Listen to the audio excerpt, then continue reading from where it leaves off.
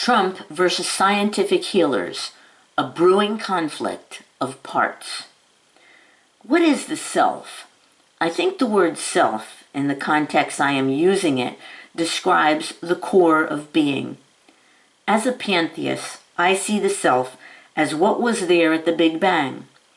I see life as constant change, an eternal recurrence. I think mystics like Jiddu Krishnamurti have the best understanding of the self, which we all participate in. I am currently, especially, intrigued with the idea that internal family systems therapy by Richard Schwartz and Martha Sweeney, can help ordinary people access the self. I am also starting to think all conflict comes from what internal family systems therapy would call a part. What I would say is identification with a part.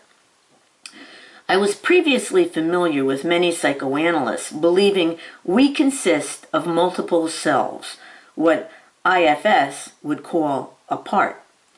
I think of this process as our identification with a part, rather than our identification with the more spiritual self.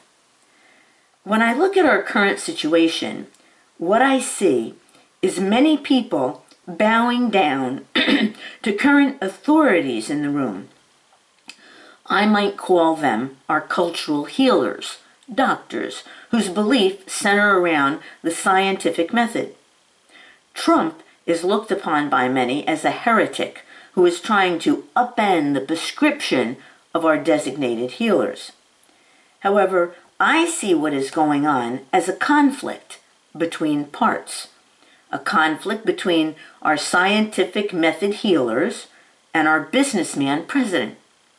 There are other perspectives, other roles in society, which can give us insights about what we are now experiencing.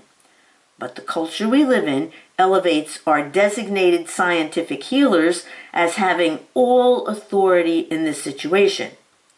So far, the conflict brewing between those identified with various economic roles and those designated scientific healers is not fully engaged.